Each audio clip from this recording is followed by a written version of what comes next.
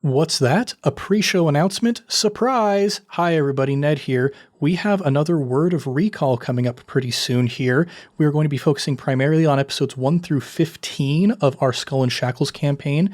So if you've got questions, you've got things that you're interested about, stuff you want us to answer, send us your questions by October 15th, 2024. And you can send those to us through our social media. You can send those to us through our email, icastfireball2020@gmail.com. If you are a patron, you can ask us right there in the Discord. We want to hear your questions. We want to answer them. So send those to us by October 15th, and we will be happy to answer them for you. And now, on with the show. Hello, everybody, and welcome to this week's episode of I Cast Fireball, an actual play 5e D&D adventure where we go through the campaign Skulls and Shackles.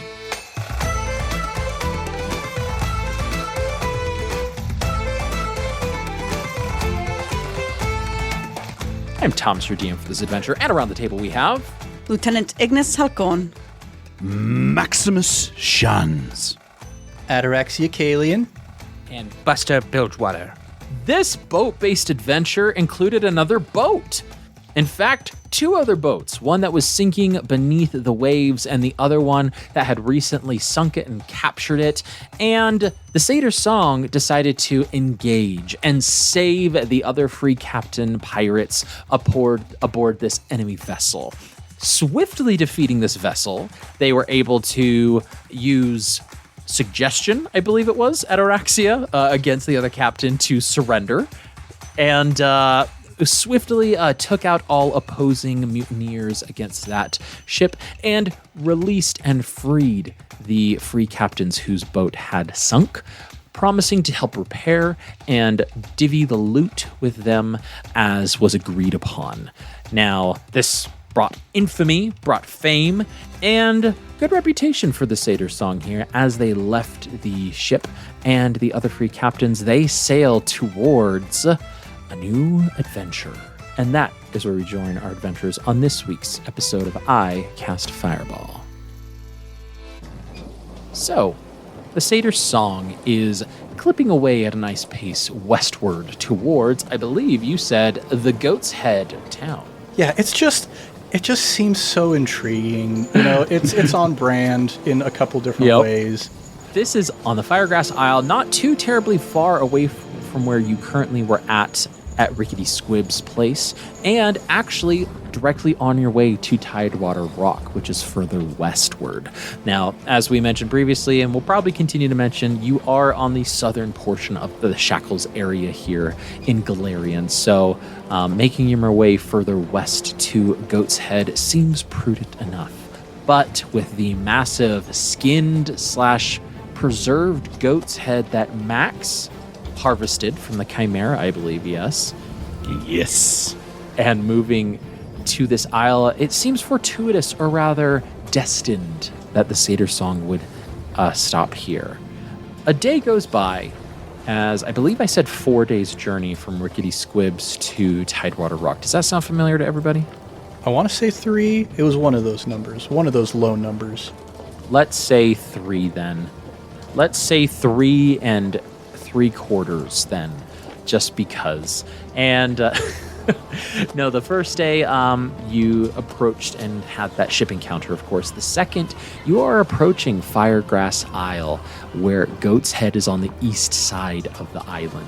Now, as you approach this island, some key things that you see, Max, as you are in the crow's nest, I recall you saying, this isle is not too terribly long, and there are a few smaller isles around it, but Firegrass Isle is the larger of the isles surrounding it. It's not too terribly long, though, and you can guesstimate that it's anywhere between maybe 3 to 5 miles, just generally from one side of the isle to the next. But you do know on the map that Goatshead is here on the eastern portion, so any type of approach that you and the crew would like to take, Ataraxia? Well, it would probably be good to make sure that there's not going to be any hostility towards us as we approach this island. Do we lower the any pirates' insignia? Well, I guess, what do we know about Goatshead? That's what I was going to ask. I was like, is there anything in the captain's quarters or... History check. I got Yeah, history. let's do some history. I keep remembering that I'm very bad at history, actually. I've got a +3. I think I have a +5 to history. There you go. Woo! I First did- mate, then? Intelligence. Yes, I asked the first mate if she's got any information about Goatshead. Great, and we will give you advantage there, mate. Awesome. Hey, We have some fairly intelligent, charismatic people here. Is that would be a face mean you got a natural natural 20. 20? nice. It was an 11 the first time. Thank you for that advantage. she has an eidetic memory. There we go. All right, so what was that total for the history check? That would then, be Nikki? 25 for total. 25. Ooh, a critical success on your history check then. Let's spill the tea, shall we, about Goatshead. So, I'll give you some information, then I'll give you some rumors, actually, with your critical success. How about that? Nice. I love that. Goatshead was founded not too long ago, actually. It was founded, I'll say, a decade or so ago, and has a population of roughly 470 souls in the town. Basically, what happened is there were 3 captains that liked to patrol around this area, and there was a lot of misdeeds or misbehavior regarding Sargavan vessels. And Ned, correct me on that pronunciation if I'm wrong with that, but Yeah, the nation of Sargava, I believe. Sargava, Yes. Sargavan vessels, and which, with your critical success, you know Sargavan vessels were actually under free captain protection, not having as strong of a foothold in the area as they once had in history. So the Pirate Council blamed these 3 particular captains for, I guess, molestation against their ships, for any sort of like roughhousing, if you will. But yeah, misbehavior. And as such, these 3 captains decided to remove themselves from the core area of the Shackles and keep their central location here on the Firegrass Isles and start Goatshead. Now, the current captains are long dead, but you do know that the 3 current rulers of Goatshead and the Firegrass Isle are as follows: Sweet William Poor, Bent Beak Charney, and Dancing Darla Medial. Now, some of the rumors are that the 3 captains actually were not to blame and that they were scapegoats for most of the roughhousing or misbehavior against the Sargavan vessels in this area. Another rumor is that they wear goat skin because they are weird hippie goat people. And lastly is that there is a mysterious goat creature, humanoid, that emerges from the center of Firegrass Isles that the residents of Goatshead fear, but possibly worship. So, all rumors to be considered with a grain of salt, as any rumor is. All just normal things, all just regular, normal, average things. Day in Goat the horns life. Again. for worshipping our captain, maybe? Yeah. So, that is what you get from your critical success on your history check there. Any chance our guy up in our crow's nest could look out for these captains, Jolly Rogers, on any of the ships that we might be around? Yes, it is actually not difficult to see. All 3 of them are in the bay. Oh, good. Of Goatshead. They don't seem to be. They don't seem to be flying. All of their masts are furled, meaning they're all put away. They're sitting. They're chilling on the bank here, and yeah, it just seems that they are there, and you can see them all waiting. It just depends on how you would like to approach, if you want to approach at all. Well, hey, if it's a goat they want, it's a goat they'll get. Let's portray ourselves as friends for sure. Captain, should I get out my big goat head? Would that be helpful? Let's keep it on, let's keep it close at hand, but let's gain a sense of how they feel about the death of goats. Oh, good point. Okay. So, Yeah. You have the severed head of their sacred animal. so I'll go down to my quarters and I will get the goat's head, but I will I will put it in a discreet place on the deck to whip out. Yes. Like a Yes, tarp. this ginormous Just, goat's head that you that- possibly are carrying into Yeah, town. the goat head discreet location on the ship.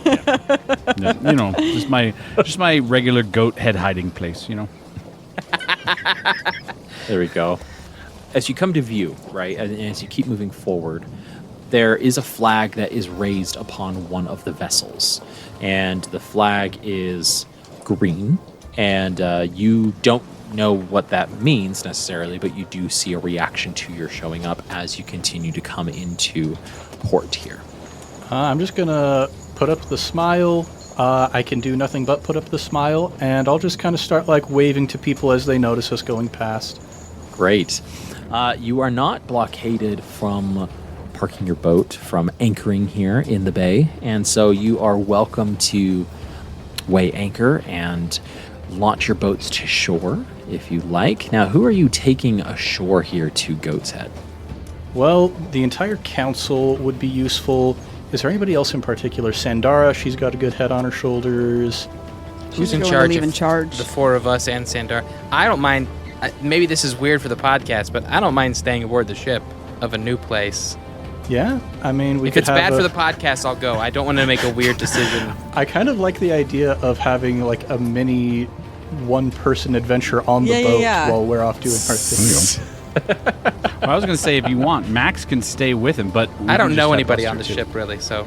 Yeah, if both of you want to stay on the ship. We'll have some Zuko episodes where we just have like we'll There we pair go. off. I'm just in a dilemma right now because do I bring the goat's head? Do I not? Like, I don't want to screw it up. So, No, I think whatever decision you make will be a fascinating choice, everybody. So if all four of you go to different directions even, that would be fine as It's well. your call, Captain. Yeah, Lieutenant, you can definitely come along with me. And you know what, Max? Let's let fate decide whether you and Buster stay behind. yes. Oh, me. Okay, sorry. Yes. I can roll with that. Yeah, that's me. That's my thing. Okay. You have the in-game, I thought he was rolling in-game too. I was dice. there with Jake. I was like, okay, go ahead, Ned. Yeah, I'll just do the D4 that I usually do. Let's go 1 and 3, we go. 2 and 4, we stay. Odds, evens. It is a 3. So it does say go. Yo ho, All yo right. ho. I'm along for the ride, Captain. I'm gonna bring the head. Get it out. I'll put it in the little All right. dinghy that we'll probably sail into. Or Okay. is it like when we dock? Is there like we're such a big ship? I assume we can't just dock. I have yet to receive the order to weigh anchor and...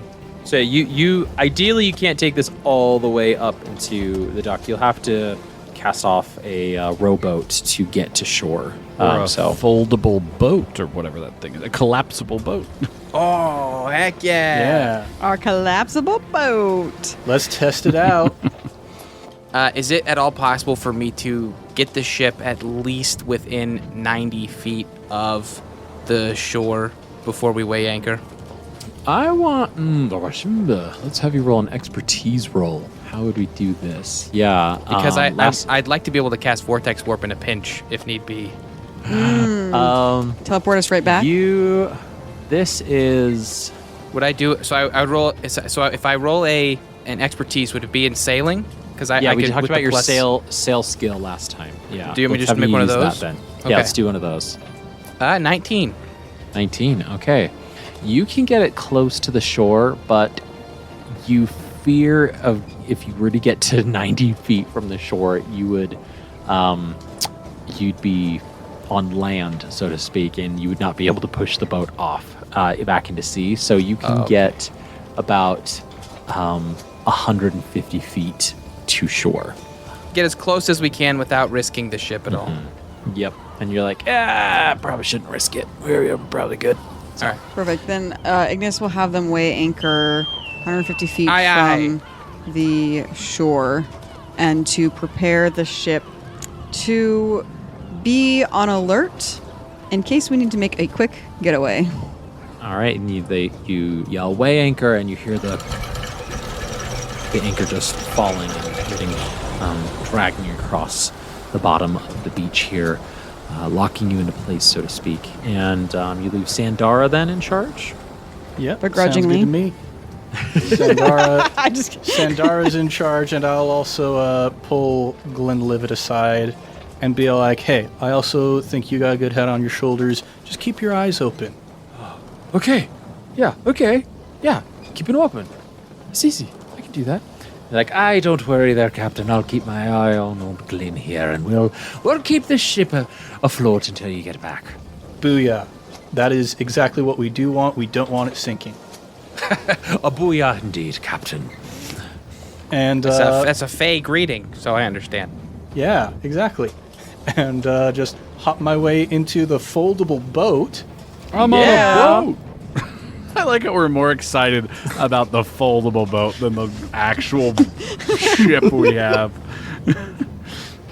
I mean, don't undercut the fact that we're freshly free captains. Right. Yeah, we're I think it's finally settling in, the freedom that we have. It makes sense that we're all spirits are high. So now this folding boat has 3 command words. They're not specified, so I will allow you to choose the 3 command words that you'd like for this foldable boat, whoever owns and would like to operate this. The first command word unfolds the boat to a 10 feet long, 4 feet wide, 2 feet deep boat. And then they just get bigger and bigger from there, right? Yeah, so then the second one is a ship of 24 feet long, 8 feet wide, and 6 feet deep with rowing seats, 5 sets of oars, a steering oar, an anchor, deck cabin, mast, and can hold 15 medium creatures comfortably. And then the last one just folds it up back into the box that it is. All right. A couple quick detail questions. Have we long rested since our last Oh, yeah. session? You've long rested. You're good. Okay. And then I am going with the crew, right? I'm going with the captain's council. I believe it's just the 4 of you going ashore, yes? Can I grab several provisions before we leave and just note that I have them? Sure. What provisions? Any, or just... My full component pouch. I don't want to leave anything. And I'd like to take... How much coin could I bring without it being, cumbersome from our plunder? That's a good question. I'd like to bring a substantive amount of gold for the sake of any kind of purchasing, bargaining that we may encounter. Well, 50 A stipend for the gold captain's council. pieces. Well, normally, we Fif- just in a normal campaign, we just have the party fund on us, but this is several thousands We have a of ton. gold, huh? So Yeah. I would say it's probably reasonable to where it would be you ever put so many bills in your wallet that it just gets so thick and it can't close all the way, right? You don't want to run into that type of a situation. So I'll say you could probably reasonably carry 1,500 gold pieces on your person before it's really noticeable and the weight is probably trying to pull your pants down significantly, I'll right? just take So- 500 then. I'll take a third of that. Okay, sounds good. And you kind of distribute into smaller pouches across your waist And- here. So I don't know. I'll bring it in several pouches, but I'll say to everybody, all right, does anybody else want to have some of this in case it becomes handy in a pinch? Like for what? Ignis will also take 500. sure. I'll admit that I have never been responsible with money. Good call. I will also take the captain's 500. That puts us at 15 altogether so far. Just because we're playing D&D, should I take the 500 out of the thing and you write it on your character sheet, Joshua? Or are we just going to say we have it on us and we just keep it in the... We did have the whole kerfuffle with the healing potions, where it's we didn't have the healing potions on our character sheets. Right. And that caused some confusion, so it's probably better if we actually do write it on our individual I'll write it sheets. down. Okay. Yeah, let's do I'm it. just going to Let's write do that it. I've got 500. Great, and I'll take it out of the party fund. And I'll mark it as 500 of 500. That way, if I spend any, I'll redact from one of them. I'll take 500 in gems. I do not have that in gems. gem Dragon Ball. I do have that in gems. That's just literally all of our gems. Yep, I'm taking him. I got it all. Great. Don't worry, guys. The Dragonborn with a bad intelligence will keep him safe. It's 575. It's all of the gems that we own in our Fantastic. treasury. I will take that and a goatshead. Great. I will note But those are on Jake's character sheet. All right. I'll keep them in the goat head. No, I won't. Yeah. You're gonna put it in the eyes of the goat. And just like each tooth. It's a Resident Evil puzzle suddenly. I love this idea of this studded out goat head. Oh my gosh. We worship goats as well. So $2 grand-ish worth of money going with you to the island with the 4 of you. Ataraxia, what's the command word you use to unfold the boat into a rowboat? Yeah, it's so weird. This boat must have some sort of Fey origins because the command words are named after some of my favorite Fey cuisine. Of course it is. Of course it is. Yeah, I've never actually been to the realm of the fairy, but there are Fey restaurants in Absalom. So if you want it to be the small boat, you say chalupa. If you want it to be the big boat, you say Baja Blast. And when you want it to fold up, you say Crunch Wrap. Oh, Hold on, Captain. Can you say that again? We got Baja Blast. Baja Yeah, that's the big one. Then chalupa for the small one, Crunch Wrap to fold it back up. Okay. What about like a beefy layered burrito? Oh, I personally, I'm a sucker for the spicy potato soft taco. I'll go for that every single time. Round of applause. Natural 20 inspiration to Ned. There you go. Yeah. For our listeners, possibly, and for our players, Jacob is referring to the Hank of the Hill being like, I'm going to go down to Taco Bell and get me one of those Baja Blasts. It's so hot. I'm just going to give me a Baja. Anyway, I got memed to oblivion several years ago. yeah, it did. Anyway, okay, so the 4 of you after Chalupa, the boat unfurls into a rowboat. It's magic, man. All of you, let's start with Ned, but like, what's one feature of this boat, this rowboat? Like, what's something distinct about it? It doesn't displace water. There we go. That is a very unique thing about this boat. It doesn't displace water. So it's just literally like sitting on top of the Yeah. skill. Okay. And it's got like some outriggers off to the side so that it still is stable. It's not just like one keel down on the bottom, but it's got this kind of pontoon. Like, yeah, it's Fey in origin. It doesn't displace water. Wonderful. I need to jot that down now. Remember. Folding boat Pontoon. does not Yes. displace water. Pontoon. Take that, Archimedes. There we go. Jacob, what's another feature of this boat? Maybe like It can fly. No, nope, it cannot. It cannot. you No. open Has a that. You open teleportation that circle box. in the middle of it. It shoots unlimited fireballs.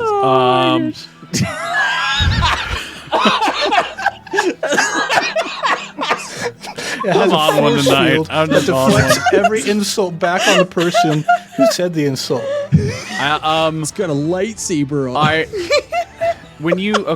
Question, because I have something in mind, but I don't know where. Are we like? Is R just because we're in possession now? Is somehow R being transmitting into the boat to make these features, or it's always had this and it's just always will? Yeah, so it's just like it's because you own it, like with the makeup of who is in it, right? So like if the 4 of you now being a part of this vessel, like how would the color change? What would it do? It being fan origin, being a pontoon. I mean, I can roll with that. Of course. I got it. So, you opened it, man. According to the general party feeling, the head of the ship, the whatever you call it, like where like The figurehead. yeah, where the figurehead of the ship will morph into one of our heads. Please. And according to the mood, you did this. If we're just feeling generally happy and secure, then it's the captain who's smiling. If we're feeling what is it?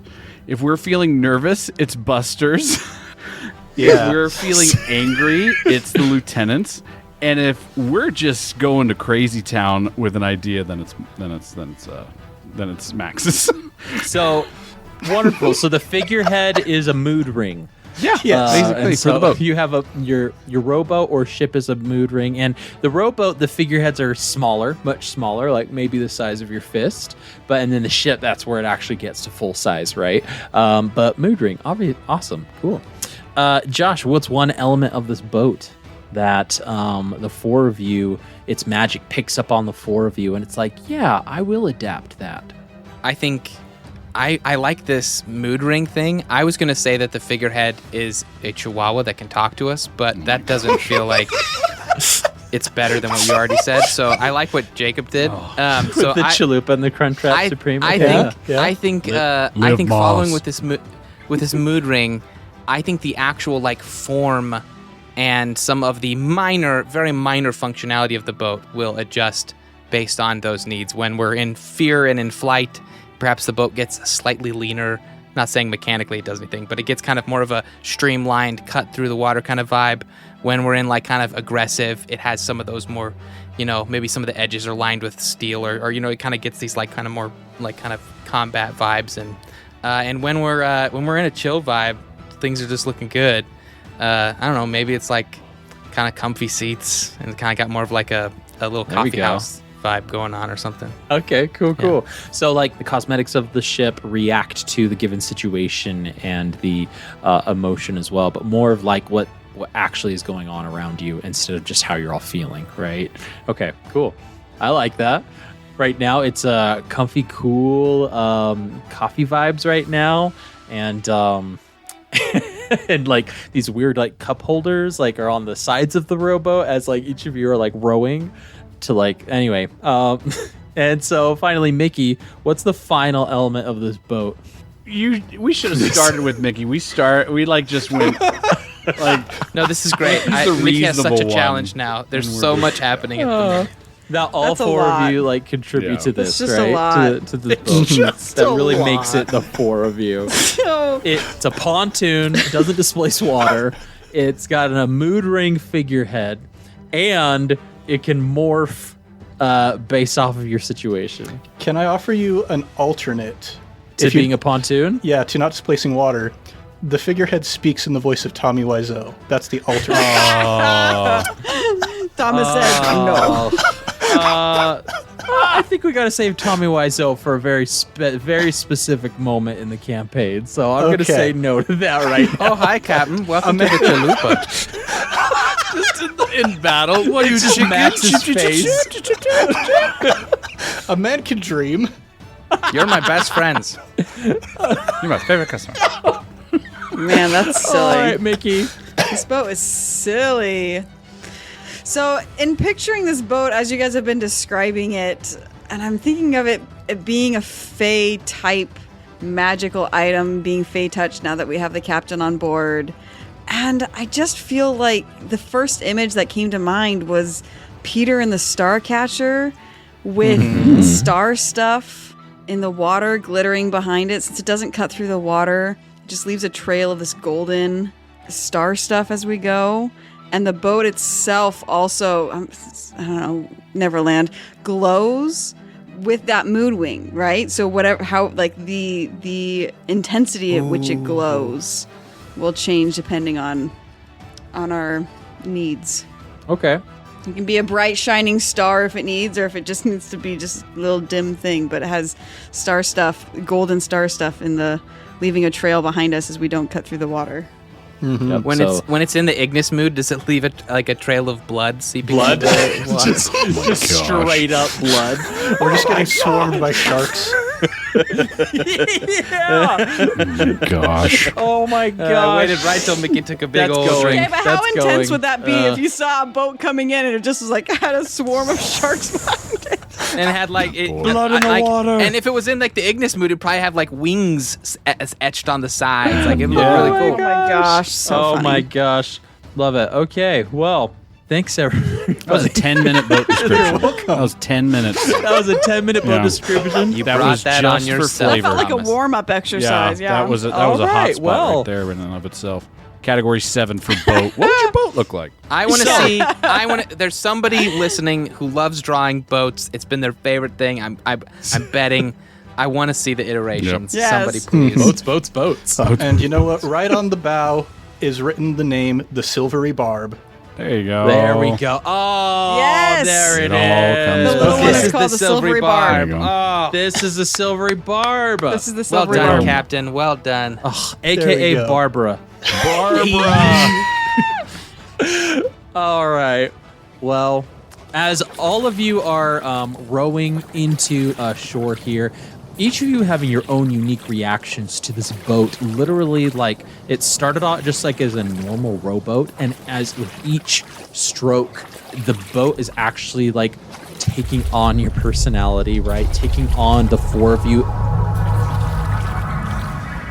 thrown together masterpiece, with the figurehead being Ataraxia now, with just like this blissful smile, going like, heck yeah, man, yeah, that's great, man. And Post Malone. The Post Malone thing. Wow, that's awesome, man. And Ignis, as you're rowing, you see that the sides are becoming like smoother on the edges, and your seats get a little bit comfier, and you look below, and you do have like a soft cushion, a little give to each of your seats. As Ataraxia, you're standing on the helm, or sorry, on the bow of the ship, looking as your goat legs, one on the edge of the ship, with your hands in a kind of heroic pose, we'll say, with your kalimba strung around your neck, or in its pouch, however you like to carry it. You go on to the shore of Goatshead. And as you pull up, this is I wouldn't really call it a town, right? It's more of a shanty. And or rather like a lot of little shanties here, where there are people milling about on the beach that do give you looks, do give you stares, but there are also like maybe half a dozen men that are passed out under shaded cover, whether it be underneath a roof, or like a half-fallen building, or like a crudely set up tent, or one just directly on the beach itself, almost face down in the sand, with bright red on its back as he's shirtless. These drunken individuals. You disembark from your small little vessel, and you go onto shore, and you start to see the inhabitants of Goatshead. And it is a vast, kind of a nice mixed melting pot here. I will say the general vibe you get, though, is not one of a welcoming nature. As there are a lot of people who, nobody approaches you. They sort of like hang back and they look at you. And as those that were having conversations, as the four of you walk up or near, they quiet and they turn to you with either flat stares or narrowed eyes. But you do see a variety of nationalities here. You do see some halflings. You see some humans of variety skin colors. You do see some draconic creatures. So you see a dragonborn, one dragonborn, at least in this area. And you do see, like, you think you see skittering between shanties over on your right-hand side, a kobold darting back and forth. So, like I said, not a huge population here, though. Like, half a thousand here, 500 maybe at max. But you do see that there seems to be 1 to 2 central buildings that actually have windows and actually have doors, even if all of the windows may not be in place right now. What would the four of you like to do? How do you approach getting this general vibe? Well, the buildings with the windows seems like a place where we're going to find one of our 3 captains of this place. Okay. As you approach Ataraxia, with your hooves sinking into the sand, having to pick him up a little bit to get him out, but you approach the tavern being called the Bleeding Tankard. The Bleeding Tankard, you hear a dozen or so voices talking, some of them with raucous laughter, as they all are shouting, they're talking. It's midday, but they are day drinking for sure. And they are, as you approach and you walk in, there is one person at the door that is a big, burly Goliath individual, and he puts up his hand to the 4 of you and goes, "Who's entering the Bleeding Tankard today?" Greetings. I am Captain Ataraxia Kalian of the Satyr's Song. My council and I come to bring good fortune to your island. Does that be your business here at the Goatshead? We are going from place to place and helping with problems. That's what we're doing. You got any problems on your island? And he just sort of like scratches his chin with his big finger and he goes, problems. Beasts that need slaying, anything like that? I'd say one of the biggest problems we have right now seem to be the four of you on our shores here. Well, goodbye. No, Oh, We have coin to spend. At that, the Goliath, he goes, Oh, yeah? Coin to spend? Aye. We can bolster your economy a little bit. let's have Ataraxia and Buster both roll a persuasion check individually. So no advantage for either of you. All right. Well, that would be a 23. Okay. 19, I believe. Yep. no, Okay. man. 19 and a 23. The Goliath narrows his eyes, he goes, nods his head small, like curtly, and goes, You wait right here a minute. and he opens the door. You hear the laughter coming out, just spilling out of this doorway as he closes it behind the door. The door doesn't actually latch, though. It doesn't seem to be able to latch due to the elemental damage that is on it. And you are left with the four of you standing at the door right now. I have my goat's head, by the way, under my arm. Just letting everybody know. The goats, the massive I'm goat's head is carrying under that your thing. arm? Okay. I just decided Cool. to be loud and proud. Yeah. I'm suddenly realizing that I didn't have any particular reason for coming here aside from just the fact that I thought the name was cool. Do you say that out Coin loud? to spend. Yeah, to the three of you. Okay. As the four of you stand out there, it is 2 minutes, but as the 2 minutes go on, you actually hear the laughter and the conversation inside the Bleeding Tankard start to quiet. Still some conversations going on, but it does get quieter. And as you wait the full 2 minutes, the door opens up, and the Goliath is at the doorway and goes, You got coin? I want proof. I pull out one of the gold coins from one of my pouches, flick it to him. as he sees you pull out from a particular pouch, you flick it to him. He grabs it very nimbly out of the air, pockets it, goes, All right. Come on in. Welcome to the Bleeding Tankard. and the four of you are ushered into the tavern. Now, what you see when you come into the tavern is it's unique because there actually is a goat roaming the floor of the tavern here.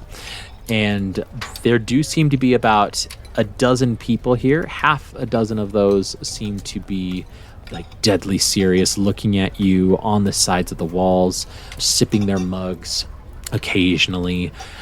But then the other half are just straight passed out, drunk on their tables. They are just they're gone for the day, right? They're there to wake up for dinner time so they can start drinking again. But you are greeted from across the room by a woman's voice, and she goes, "Well, hello there. Come on in to the Bleeding Tankard. I am just so tickled that you would come to our establishment today. And come on over here. Let me look at you." And as you look over there, you find a very, very beautiful human woman. And she is quite a sight to behold. Her hair is long, flowing auburn. She has beautiful clothing on. Her hair, her face is made right just almost perfectly, as you can tell as you keep looking at her and moving on over. And she is very attractive. And it's apparent that she knows she's attractive as her clothing and the way that she's made herself up to be. She utilizes basically most of her attractive features and accentuates them. So as you come up to her, it just keeps chattering away at you and goes, "Oh my goodness, I'm just so...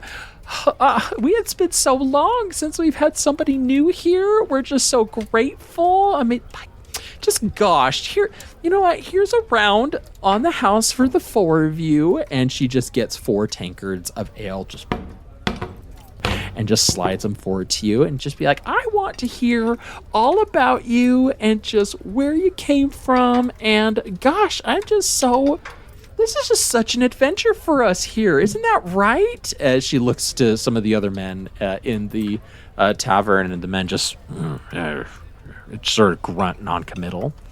But yeah, so you are welcome to sit at the bar. Yeah. Thomas, I'm going to be keeping an eye out just for any and all activity that might be clandestine toward us. Sure, absolutely. I will, and inversely to that, I would like to roll an investigation just to determine the best way to exit for our party if things get heated as we enter. Just assessing the environment and just deducing what's going to be the most effective strategic route. Yes, I'll allow investigation for that. Yeah, absolutely. Go over roll an investigation check then. 14. 14, okay. You can see that the way that you came from is the bodyguard or bouncer, the Goliath, is now standing between you and the door, right?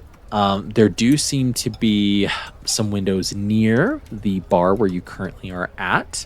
They both appear to be, one of them is actually sort of like off kilter just ever so slightly, like it's not currently fully in its frame. If you need to make a hasty exit, that might be your best option to go through there. But there has to be some sort of back door. You just can't see it right now. I don't feel like running. I just wanted to like kind of lock it in my head as we entered. And Max, I've noted that you are looking at clandestine activity, and as long as you don't engage in this conversation, I will give you preferential treatment? No, that's not the word I'm Preferential looking for, perception? Sure. Yeah, we'll go with that. I can't think of the other word. But Ataraxia, I believe you were in the process of communicating with the woman at the...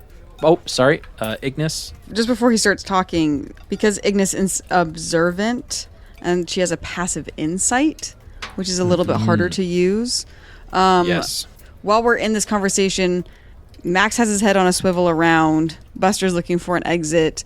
Ignis wants to hone in on this woman that we're talking to, because in her world, especially because she is an Aasimar and she's used to being beautiful and she knows how to use that, recognizing that in another woman makes her very suspicious. And so There you using go. that passive insight to watch her as she's interacting with Ataraxia, if there's anything there for her. And what's your passive insight again? So it would be 14. Great. Okay. Sounds good. I will keep that in mind as the conversation moves forward then. So immediately, Ignis, I'll say immediately you pick up on some strong innocence vibes, right, from this woman, and that she's a very outgoing woman, right? So that's what you're gathering right now as you approach her, and you're like, okay, it's not she's not immediately malicious. You're like, okay, we can keep moving with this a bit. So Ataraxia, we now go to you. Might it be too presumptuous to ask if you are the delightful dancing Darna Medial? You've heard about me? Well, that is just the darndest thing, that you are just so... A woman likes to be recognized for sure. And she sort of like bats her eyes a little and like plays a little coy, you like recognizing her. She's like, oh, well, gosh, thank you.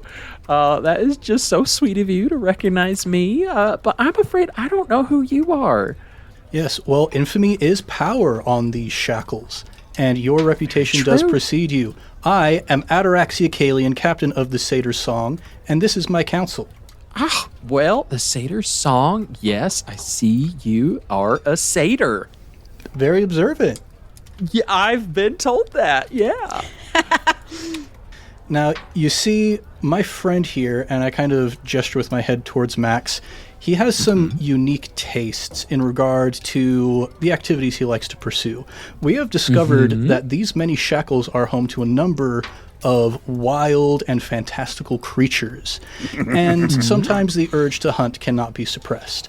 So we're going about to see, has anybody gone missing lately? Are there any creatures that are besetting your people that would be convenient to you if we got rid of them for you?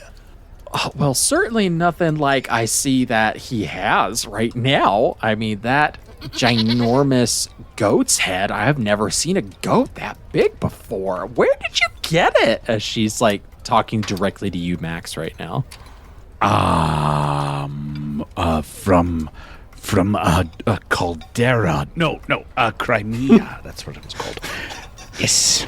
A Crimea? A chimera, in fact. Chimera? Oh, yeah. Chimera. I've never heard of anything like that before. So that's just a big goat to me. Yeah, Yes. The wild thing is that big goat is sandwiched in between a big dragon and a big lion as well. We killed 2 of those Stop things. it. No, that you're being silly when you tell me that.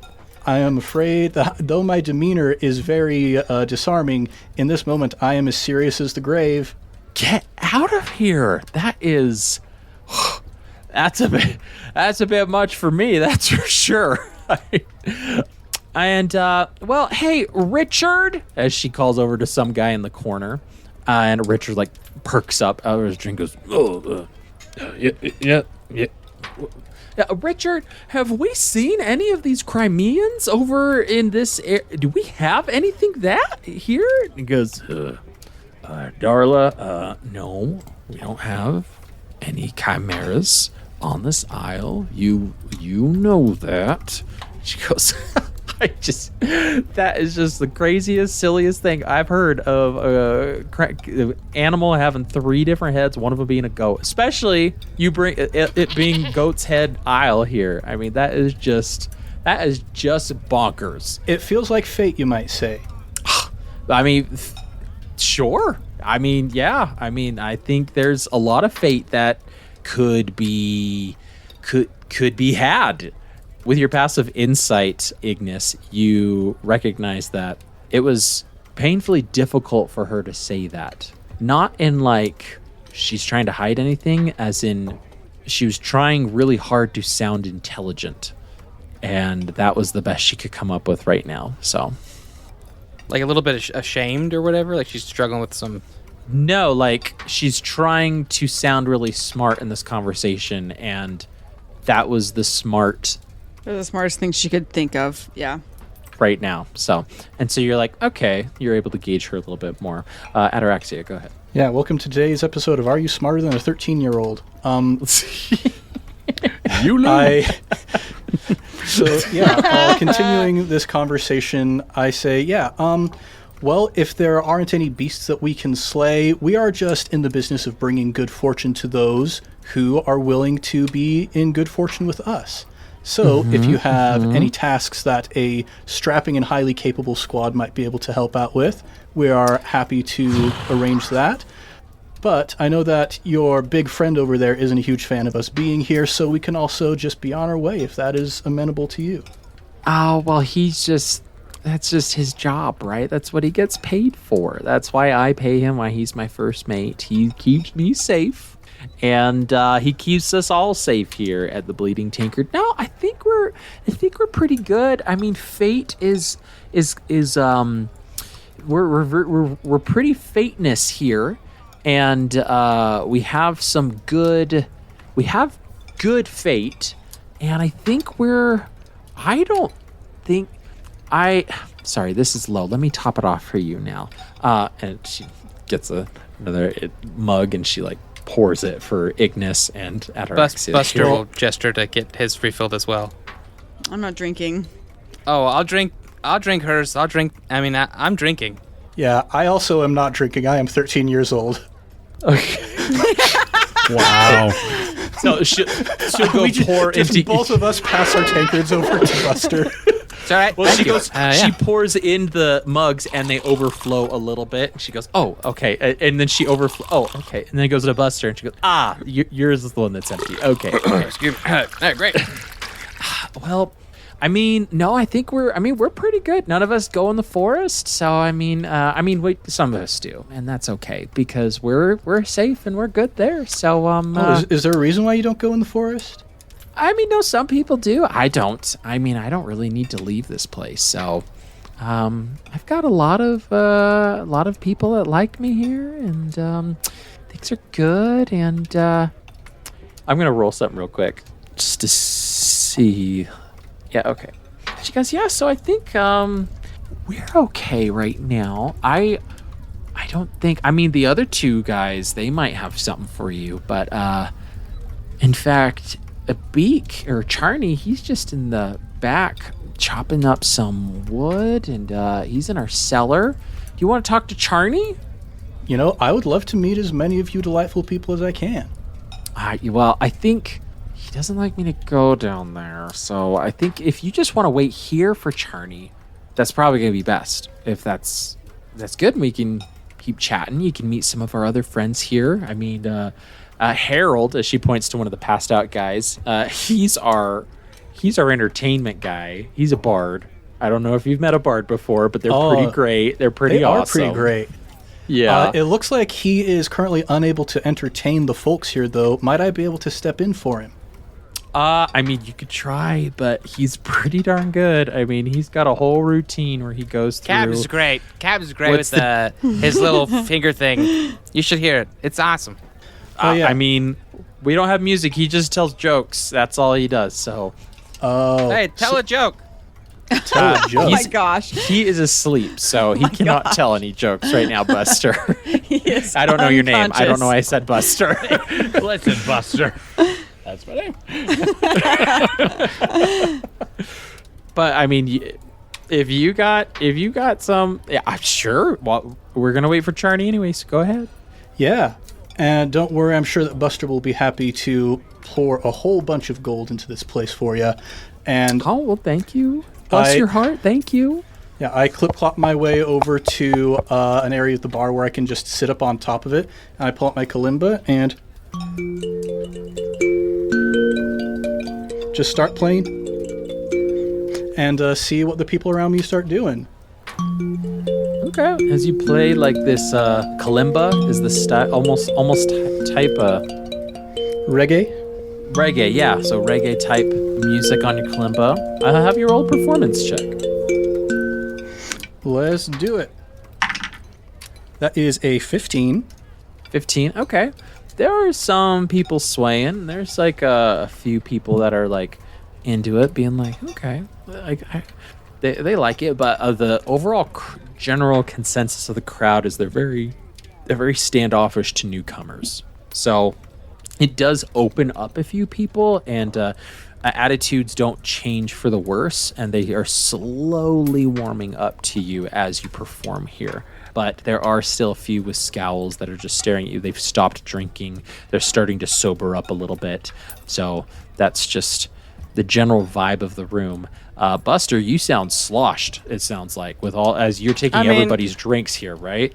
I will take everybody's drinks. I'm assuming it's not the hardest of liquor. Like It's not. It's very watered down. I'll play up like how much I'm feeling it. Okay, cool. But I'm sure I am getting like a little bit of a buzz, but I'm not gonna. But yeah, is there maybe like a dartboard or something? Ooh, no dartboard here, but there is some guy with a checkerboard right in the center. Oh, Captain, if you don't mind, I think I'll while you play, I'll see if I can't find some entertainment for myself here. Excuse me. Go for it. Does no one else find it weird that a free captain is serving us drinks? What's she doing here? What are you guys doing here? What's going on right now? Yeah. What are we Hey, doing? Ignis, we're all free folk here, right? What we choose to do with our time and capacity, right? That there shouldn't be any judgments or assumptions on any of that. But why is she here? Why are they here instead of out there on the water? Aren't they a free captain? Ignis hates contentment. Like, how dare you be at peace with yourself? Buster's in his head. He's kind of going like, "Don't rock the waves. Just be chill, be chill." Has Max seen anything, by the way? Yeah, Max, you're seeing a lot of shifty eyes right now. You're seeing a lot of shiftiness. Nobody's like reaching for anything, but there are a few individuals who are looking. They try really hard not to, but they glance at your goat head and they look at Ataraxia's hooved feet. A lot of eyes between your goat's head and the hooved feet, and as the walking goat actually walks past them, one person even jumps when it bleats and it catches its like puts a hand to its heart and it's like it looks like there's nerves around the goat iconography for some reason. Okay. I put 2 gold that I win this checker match. Anybody? I'm gonna get people involved. I see you're a man of taste, Says the course. person across from you at the checkerboard. I twist some of my whiskers. 2 gold is a respectable wager for such a game. I shall wager 2 myself. As they slowly slide 2 towards you and goes, I'll allow you to be white this challenge. Very kind of you. Before I make my first moves, I'll let everyone know I did play this with an uncle of mine, and we are fond of hopping, and I'm gonna make the first move. I don't know how you want to rock this roll wise. Yeah, let's just do. Are you proficient in any sort of like gambling tools, equipment, things like that? I was hoping for darts because I am proficient with darts. I'm just intelligent, so I think it would just Okay. be my strategic capacity rather than like my. Let's just do a single roll here with your intelligence score then, or your Okay. modifier added onto it, and I'll do the same. So it's apples to apples here. So you go ahead and roll. Just straight intelligence. Yeah, 16. intelligence check. 16. They got a 15. So 2 gold as you almost play speed checkers, right? But as you are going back and forth, he, before the game is over, he reaches his hands out and goes, I concede. A well-fought game. as he slides the 2 gold pieces to you. Double or nothing. As he slides the 2 gold back and puts 2 more on the board. Again it shall be. I want Let's have a straight roll. Is there any chance I'm getting people like into it at all? Like, are any of these like cutthroat people being like, some money could be made, making some bets here? Let's go. I'll roll a situation die and see how likely that's happening. Yeah. There's some people who are like, oh, coin. Yeah, I'm gonna start coming out of my shell if coin is coming out, especially a couple gold pieces. Yeah, and so there's a few people coming over. There's 2 people who are like, all right, yeah, double or nothing. Yeah, let's see it again. Let's see another game. Okay. And so, yeah, you're good. Please, you take the first move this time, my friend. A gentleman and a scholar. Of course. I love this guy. Let's do another roll. Buster Bilgewater's the name. Yes. Slade the Snide. That's me. Slade the Snide. All right. I will roll again. Great. Let's go. 22. 22. A resounding defeat against Slade the Snide. Yes. 4 gold pieces you've taken from me, but a good game to have been had, yes. I do hope I haven't put you out. Oh, no, you have not. I still have a few gold. Darla, what say I use this excellent fellow's coin, which I have just won, to treat as many people as we can in the bar to some of your fine ale?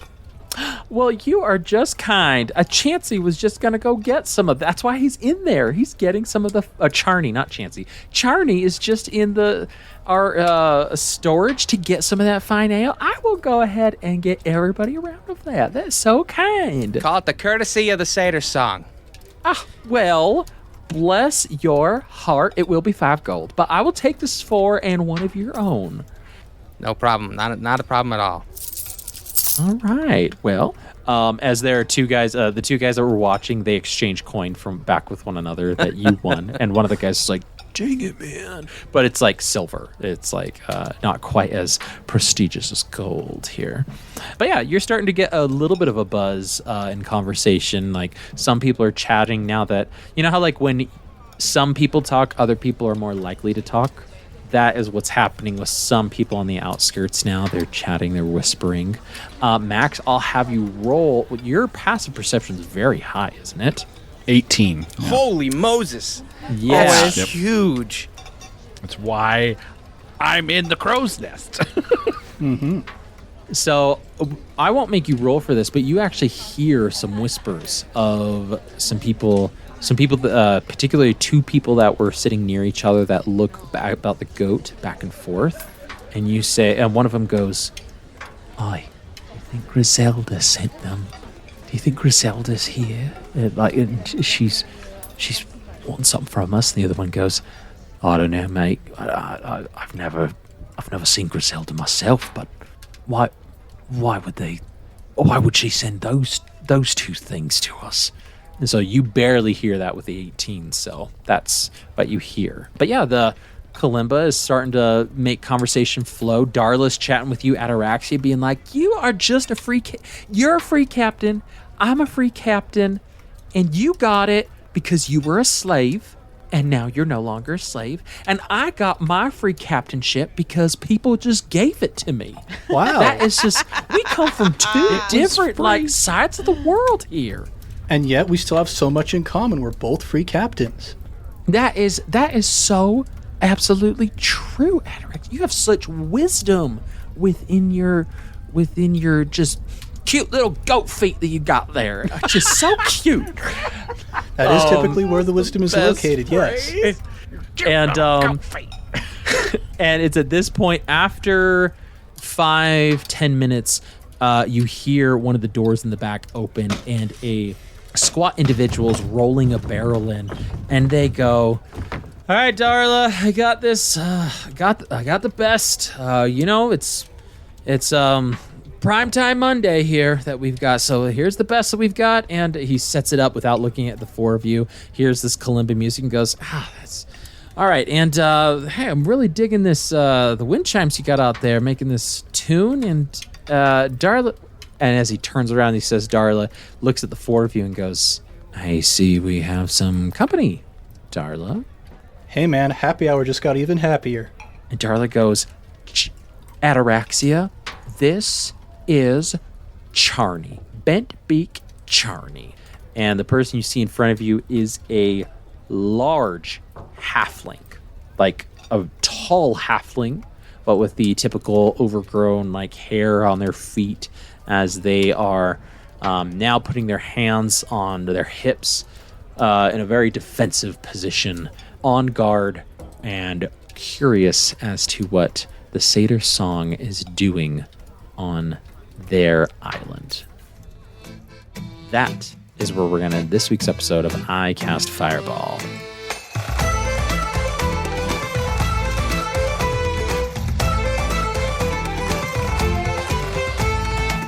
Ooh, baby.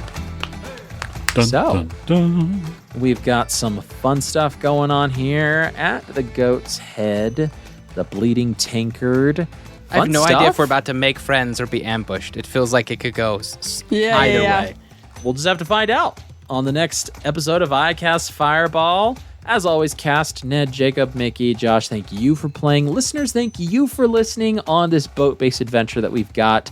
We love it. It's a ton of fun. Thank you for supporting us and allowing us to do an adventure like this where we can really just kind of cut loose and really explore some just fun seafaring adventure tropes here. So thank you for joining us. If you like what we're doing, please leave us a 5-star review on the podcatcher of your choice. Shoot us an email, icastfireball2020@gmail.com. We've got a most recent email from a very heartwarming fan. George sent us an email with the subject line being excellent storytelling. They just wanted to say that our most recent episode was superb and that the talent of coming up with ways to describe the world, and also Buster being able to divinate the origin of the chimeras, and just the whole podcast, everybody just being incredible in the cast. George, thank you. Thank you for reaching out to us, for shooting us that message. We love hearing from you. And if you want to get shouted out, shoot us an email, icastfireball2020@gmail.com, or join our patron exclusive Discord where you can chat with us on the daily and we can go back and forth about theories or just fun D&D stuff. Currently, I've been holding and kind of biting my tongue to just blast out the Sanderson RPG, but maybe I can no longer hold that back and we'll just have to talk about that at some point. So, speaking of shouting things out, Improv Tabletop, sister podcast, you know the drill. They've got amazing, fun adventures they've got on over there. Some of them are 1-month adventures if you just want to get a taste of a new world that they create on the spot, if I might add. Very improv heavy. Or if you want the longer form Avatar Legends, they've got some fun stuff over there. Go give them a listen and don't forget to leave them a 5-star review on the way out. Lastly, don't forget to like, subscribe, and share with your friends and fellow wacky adventurers. But until next time, I'm Thomas, your DM, and around the table we have... Lieutenant Ignis Halcon. Maximus Shans. Ataraxia Kalian. And Buster Belchwater. Let's keep that fire going, everybody, and I'll see you next time.